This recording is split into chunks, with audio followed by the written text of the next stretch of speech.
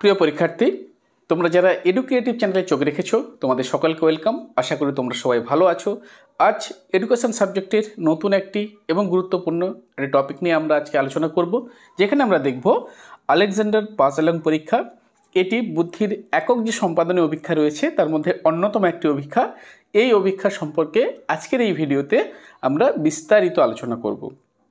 সেই জন্যে তোমরা মনোযোগ সহকারে ভিডিওটি দেখো। যদি কোনো সমস্যা থাকে তোমরা অবশ্যই কমেন্ট করতে পারো, আমি তার যথাযথ উত্তর দেওয়ার চেষ্টা করব।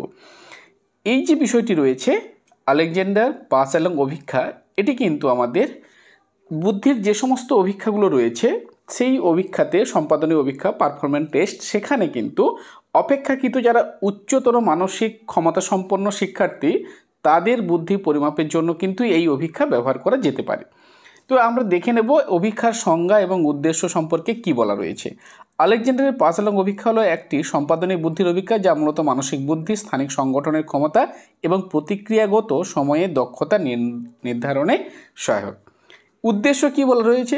এক, শিশুদের মানসিক সক্ষমতা নির্ণয় করা, প্রবলেম সলভিং স্কিল নির্ধারণ করা, ধৈর্য এবং পর্যবেক্ষণ শক্তি যাচাই করা, শিক্ষার আগ্রহ, মনোযোগ এবং নির্দেশ পালনের দক্ষতা যাচাই করা হয়েছে, আর শিশু বুদ্ধির মাত্রা বা গুণমান নির্ণয়ে সহায়ক। তাহলে এতগুলো উদ্দেশ্য রয়েছে যে উদ্দেশ্যের জন্য আমরা আলেকজান্ডার পাসেলং অভিক্ষা আমরা প্রয়োগ করতে বা ব্যবহার করতে পারি।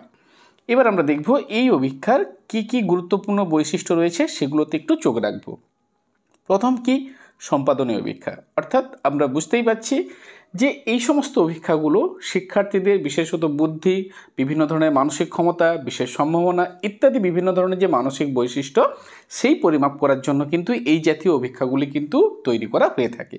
আর কি বলেছে? ভাষা নিরপেক্ষ, অর্থাৎ ভাষা না জানলেও এই অভিক্ষা দেওয়া যায়। দৃষ্টি নির্ভর নকশা অনুসরণ করা হয়। ধৈর্য, মনোযোগ এবং স্থানবোধের মূল্যায়ন করা হয়। তুলনামূলক স্কোরিং পদ্ধতি প্রয়োগ করা হয়। আর সময় সীমা ভিত্তিক চাপ মূল্যায়ন, বুদ্ধির সাথে কাজের গতি মিলিয়ে বিচার করা হয়। তাহলে এই অভিক্ষার এই বৈশিষ্ট্যগুলো রয়েছে। এবার আমরা দেখব এই অভিক্ষা কাদের উপর আমরা প্রয়োগ করি। দেখো, এই অভিক্ষা বয়সসীমা এখানে 8 হবে, এটা একটু প্রিন্টিং মিস্টেক, বলছে 8 বছর থেকে 16 বছর বয়সীদের উপর আদর্শায়িত করা হয়েছে। প্রয়োগ ক্ষেত্র কি? বিশেষত বুদ্ধির উন্নয়ন পর্যবেক্ষণ বা মানসিক সক্ষম বা অক্ষম শিশু নির্ধারণে, স্কুলে ছাত্র নির্বাচনে ইত্যাদি ক্ষেত্রে ব্যবহার করা হয়ে থাকে। তাহলে সময়সীমা বা বয়সসীমাটা আমাদেরকে মনে রাখতে হবে 8 থেকে 16, এটা তোমরা একটু মনে রাখবে। হয়েছে? এরপরে দেখো উপকরণ, অর্থাৎ এই অভিক্ষা করতে গেলে আমাদের কি কি উপকরণের প্রয়োজনীয়তা রয়েছে। প্রথমেই আমরা দেখব 13টি ব্লক, অর্থাৎ 2টি বড় বর্গাকার যার মধ্যে একটি লাল একটি নীল, 8টি ছোট বর্গাকার ব্লক যার মধ্যে 4টি লাল 4টি নীল, 3টি আয়তাকার, 1টি লাল 2টি নীল, আর কি 3টি ট্রে লাগবে। প্রতি ট্রের পাশে 2 পাশে লাল ও নীল রং করা রয়েছে। 10টি নকশার কার্ড লাগবে। প্রতি কার্ডে একটি সমস্যা বা চিত্র দেওয়া থাকবে, একটি অভ্যাসমূলক আর 9টি মূল সমস্যা। আর সময় মাপতে গেলে আমাদেরকে ঘড়ি বা স্টপ ওয়াচের ব্যবহার করতেই হবে। এবার আমরা দেখব সমস্যার ধরন বা কাঠিন্যমান কেমন, অর্থাৎ এই যে অভিক্ষা আমরা তৈরি করব এই অভিক্ষাতে সমস্যাগুলো কেমন কেমন থাকবে এবং তার কাঠিন্য মান কেমন হবে। তাহলে মোট 10টি অভিক্ষা থাকবে বা সমস্যা থাকবে, তার মধ্যে একটি অভ্যাসমূলক বা প্র্যাকটিস প্রবলেম যেটা আমরা বলতে পারি, আর 9টি মূল সমস্যা বা অ্যাকচুয়াল প্রবলেম থাকবে। প্রতিটি সমস্যার জন্য পৃথক কার্ডে রঙিন নকশা থাকে, যা অনুসরণ করে শিক্ষার্থীকে বা পরীক্ষার্থীকে কাজ করতে হবে। প্রতি সমস্যা 1 থেকে 9 পর্যন্ত কঠিনতার ক্রমে কিন্তু সাজানো থাকবে। অর্থাৎ আমরা যদি এখানে দেখি যে সমস্যাগুলি কিন্তু পরপর সহজ থেকে কঠিনের দিকে এগোবে। এবার আমরা দেখব পরে কি বিষয় রয়েছে। দেখো, এবার আমরা বিষয় রয়েছে অভিক্ষা প্রয়োগের পদ্ধতি, অর্থাৎ এই অভিক্ষা আমরা কি পদ্ধতি অনুসরণ করে প্রয়োগ করতে পারি। প্রথমে আমাদের ধাপ 1-এ কী করতে হবে? পরীক্ষার্থীকে অভ্যাসমূলক সমস্যায় পরিণত বা পরিচিতি করানো। তাহলে অভিজ্ঞ পরীক্ষক প্রথমে তিনি কি কাজ করবেন? অভ্যাসমূলক যে সমস্যা ব্যবহার করে তিনি দেখাবেন কিভাবে ব্লকগুলি সাজাতে হবে। অর্থাৎ ফার্স্ট কাজ এটাই হবে যে পরীক্ষার্থীকে তাকে এই যে পরিবেশ, এই পরিবেশের সঙ্গে মানিয়ে নেওয়ার জন্য, পরিবেশের সঙ্গে পরিচিতি করার জন্য তিনি অভ্যাসমূলক যে সমস্যা রয়েছে সেটি তিনি দেখাবেন এবং তার বিষয়টি বিস্তারিতভাবে তার সামনে তিনি তুলে ধরবেন। ধাপ 2-তে সমস্যা তৈরি, এরপরে তিনি কিন্তু মূল সমস্যাতে চলে যাবেন। পরীক্ষক ট্রেতে ব্লকগুলিকে নকশার উল্টোভাবে সাজান, লাল ব্লক নীল দিকে, নীল ব্লক লাল দিকে। আর সমস্যার সমাধান কী হবে? পরীক্ষার্থীকে সেই উল্টো ট্রে থেকে মূল নকশা অনুযায়ী সঠিকভাবে ব্লকগুলিকে সাজাতে হবে। হয়েছে?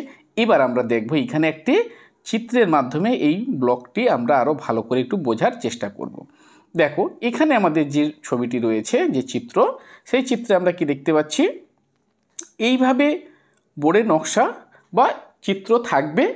দেখে দেখে ছাত্রছাত্রীদের বা শিক্ষার্থীকে কি করতে হবে, এই নকশা অনুসারে এইখানে যে কাঠের যে ব্লকগুলো রয়েছে এই অনুসারে এগুলোকে কি করতে হবে, ডিজাইনকে সেইভাবে সাজাতে হবে। ধরো এইভাবে লাল, তারপরে পরপরভাবে এই একই রকম পদ্ধতিতে। কিন্তু এক্ষেত্রে একটি বিষয় মনে রাখতে হবে কি, এই ব্লকগুলোকে কোনোকে তোলা যাবে না। অর্থাৎ কি হবে, পরপর এগুলোকে, এই যে নকশা, এগুলোকে তোলা যাবে না, এগুলোকে আশেপাশে সরিয়ে এগুলোকে তোমাকে কাজ করতে হবে। এটি এই পরীক্ষার কিন্তু একটি অন্যতম বৈশিষ্ট্য। তাহলে এই বিষয়টি তাহলে বুঝতে পারলে। এইবার দেখো আমরা সরাসরি বিষয়ে আমরা চলে আসি। দেখো 2 নম্বর যে বিষয়ে আমরা যে দেখছিলাম, সেখানে আমরা কি দেখতে পাচ্ছি, তাহলে কিভাবে এখানে সমস্যাগুলো তৈরি করা হয় সেটা আমরা দেখলাম। এবার আমরা দেখব এর কিছু নিয়ম রয়েছে। যে নিয়মগুলো কি কি, প্রথমত ব্লক তোলা যাবে না, কেবল ট্রের ফাঁকা অংশে সরানো যাবে। আমি আবারও বলেছি, এগুলোকে তোলানো যাবে না, কেবলভাবে মুভমেন্ট করা যাবে, ডান দিক বাম দিক, উপর দিক নিচ, এইভাবে কিন্তু একে সরানো যাবে। আর সমস্যা সমাধানের সময় স্টপওয়াচের মাপা হবে। আর এই যে সমস্যা, অর্থাৎ পরীক্ষক তিনি যে সমস্যা ছাত্রছাত্রীদের সামনে বা অভিক্ষার্থীর সামনে যে তুলে ধরেছেন, তিনি এই সমস্যার সমাধানকে তিনি কি করবেন, স্টপওয়াচের মাধ্যমে তিনি মেপে নেবেন। হয়েছে? তাহলে এইভাবে কিন্তু এই পরীক্ষা করা হয়ে থাকে। এবার সমস্যা সমাধানের সময়সীমাগুলো আমরা এবার একটু দেখে নেব। দেখো কি বলছে, সমস্যা নম্বর 1 আর 2, তার সর্বোচ্চ সময়সীমা কত, 2 মিনিট। দেখো এখানে একটি বিষয় কিন্তু বিশেষভাবে গুরুত্ব দিতে হবে। এইখানে যদি আমরা দেখি এই অভিক্ষার ক্ষেত্রে যে কর্ম সম্পাদনের যে তীব্রতা বা আমরা স্পিড বলছি, এই স্পিডকে কিন্তু বিশেষভাবে গুরুত্ব দেওয়া হয়। কেন না, কারণ দেখো কোনো শিক্ষার্থী যদি কোনো সমস্যা যদি নির্দিষ্ট সময়সীমার মধ্যে অপেক্ষাকৃত দ্রুত সমাধান করতে যদি পারে, তখন তাকে কি করা হয়, তুলনামূলকভাবে তাকে বেশি নম্বর দেওয়া হয়।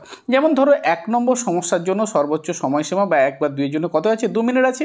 কিন্তু কোনো পরীক্ষার্থী ধরো ওই সমস্যা 1 মিনিটে সমাধান করে ফেলেছে, তখন কী হবে, সে কিন্তু সর্বোচ্চ স্কোর 2 পাবে। কিন্তু আবার যদি দেখা যায় সে যদি ওই সমস্যার সমাধান করতে 1 মিনিটের বেশি সময় নেয়, তাহলে কিন্তু কী হবে, সে 2 মিনিটের থেকে কমে যাবে। অর্থাৎ 1 মিনিটের বেশি সময় নেয়, 2 মিনিটের থেকে কম, সেক্ষেত্রে কিন্তু তার স্কোর হবে কত, 1। তাহলে এইভাবে কিন্তু এর সময়সীমা বা সমস্যার সঙ্গে সময়সীমাকে লিঙ্ক করা হয়েছে। এখানে কি বলা হয়েছে, এবার দেখো 3, 4, 5, 6 এই যে সমস্যা, তার জন্য সর্বোচ্চ 3 মিনিট রয়েছে। আর 7, 8 এই সমস্যার জন্য সর্বাধিক 4 মিনিট, এবং 9 এই সমস্যার জন্য সর্বাধিক 5 মিনিট রয়েছে।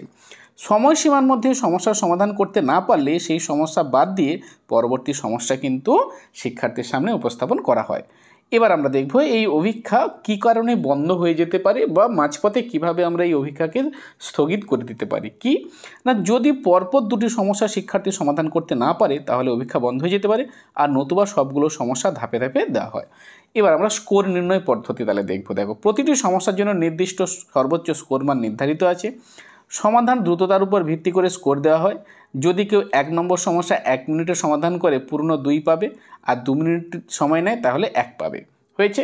এরপরে এবার আমরা দেখব স্কোরের পরিমাণ কেমন। তাহলে কি হয়েছে না, সমস্যা 1 সেখানে সর্বোচ্চ স্কোরের পরিমাণ কত, 2। সমস্যা 2 সেখানে সর্বোচ্চ আমরা 3 দেখতে পাচ্ছি। আর কি 3 থেকে 7 এই যে সমস্যা, প্রতিটি 5 করে। 8 নম্বর সমস্যার ক্ষেত্রে 7, আর 9 নম্বর সমস্যার ক্ষেত্রে এটা কিন্তু 4 আছে, এটা তোমরা 8 করে নেবে। হয়েছে? তো এইভাবে কিন্তু সমস্যার আর তার সর্বোচ্চ স্কোর নির্ণয় করা হয়েছে। এখানে আমরা যদি দেখি এই অভিক্ষায় যে সর্বোচ্চ স্কোর মান তা কিন্তু কত, 45। এটি কিন্তু মনে রাখবে। এরপরে আমরা দেখব আদর্শায়ন এবং মান নির্ধারণ। বলছে আলেকজান্ডার অভিক্ষাটি বহু শিশুদের উপর প্রয়োগ করে নর্ম নির্ধারণ করেছেন। বয়সভেদে প্রাপ্ত স্কোরের মান ব্যাখ্যা করা হয়। একটি নির্দিষ্ট বয়সে সাধারণত কত স্কোর প্রত্যাশিত তা কিন্তু নির্ধারিত। এবার আমরা দেখব অভিক্ষার মূল্যায়িত দক্ষতা। বলছে স্থিতিশীল দৃষ্টি বা চিন্তা, সেখানে ব্লকের সঠিক অবস্থান নির্ধারণ, স্থানিক বোধ, ট্রের ভিতর অবস্থান বুঝে ব্লক সরানো, ধৈর্য এবং ধ্যান, সেখানে আমরা কি দেখতে পাচ্ছি, দ্রুত কিন্তু সঠিক উপায়ে কাজ সম্পাদন, চিন্তা এবং সিদ্ধান্ত, অনুশীলন ছাড়া সমস্যার সমাধান, আর বাস্তব সমস্যার সমাধান, ত্রুটি বা বিভ্রান্তি কাটিয়ে সঠিক পন্থা নির্ণয়। তাহলে এই দক্ষতাগুলোকে এইভাবে, অর্থাৎ এই ধরনের বিষয়গুলো যদি বা বিশ্লেষণ করে আমরা কিন্তু এই দক্ষতার মূল্যায়ন করতে পারবো। হয়েছে? এবার আমরা পরে দেখব। দেখো এখানে আমরা কি দেখব, শিক্ষাবিদ ও মনোবিজ্ঞানীদের মতামত। বলছে মনোবিজ্ঞানী ডক্টর আলেকজান্ডার মনে করেন শিশুর বুদ্ধিমত্তা শুধু ভাবনার নয় বরং সমস্যা সমাধানে কত দ্রুত সে প্রতিক্রিয়া দেখায় তা গুরুত্বপূর্ণ। অর্থাৎ এখানে কিন্তু তিনি সমস্যার সঙ্গে সময়কে সবথেকে বেশি গুরুত্ব দিয়েছেন। শিক্ষা মনোবিজ্ঞানীরা এই অভিক্ষাকে প্রবলেম সলভিং অ্যাবিলিটি এবং লার্নিং পোটেনশিয়াল পরিমাপ কার্যকর হাতিয়ার বলে মনে করেছেন। অভিক্ষার কিছু কিছু সীমাবদ্ধ রয়েছে। কি কি বলছে, শারীরিক প্রতিবন্ধী শিশুরা যদি ব্লক ধরতে না পারে তাহলে এই পরীক্ষার উদ্দেশ্য ব্যর্থ হবে। সঠিক পরিবেশ না পেলে নির্ভুলভাবে সময় পরিমাপ করা যাবে না। প্রশিক্ষণপ্রাপ্ত পরীক্ষক না থাকলে ভুল ফলাফল হতে পারে। আর ত্রুটিযুক্ত উপকরণ বা ব্লক বা ট্রে ফলাফলে প্রভাব ফেলতে পারে। উপসংহার বলছে আলেকজান্ডার পাস এলং অভিক্ষা একটি কার্যকরী সম্পাদনের বুদ্ধি নির্ণয় অভিক্ষা। এটি বিশেষ করে শিশুদের মানসিক বৌদ্ধিক বিকাশের নির্ণয়ের ক্ষেত্রে ব্যবহারযোগ্য। সমস্যার সমাধানের সময়, ধৈর্য, মনোযোগ এবং চিন্তার গঠনমূলকতা পরিমাপ করার মাধ্যমে এই অভিক্ষা একজন শিক্ষার্থীর বুদ্ধিবৃত্তিক সক্ষমতা যাচাই করে। আধুনিক শিক্ষা ব্যবস্থায় মূল্যায়ন ভিত্তিক পদ্ধতির গুরুত্বপূর্ণ উপাদান হিসাবে এই অভিক্ষার যথেষ্ট গুরুত্ব রয়েছে। বুঝলে? তাহলে এই হচ্ছে গিয়ে আলেকজান্ডারের পাস এলং অভিক্ষা, যেটি কিন্তু আমাদের প্রশ্ন উত্তরের জন্য খুবই গুরুত্বপূর্ণ। এখান থেকে পরীক্ষাতে প্রশ্ন আসতেই পারে।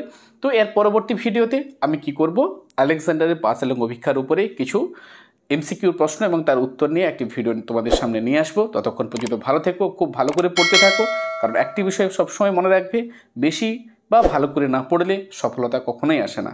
ভালো থেকো, খুব ভালো করে পড়তে থাকো।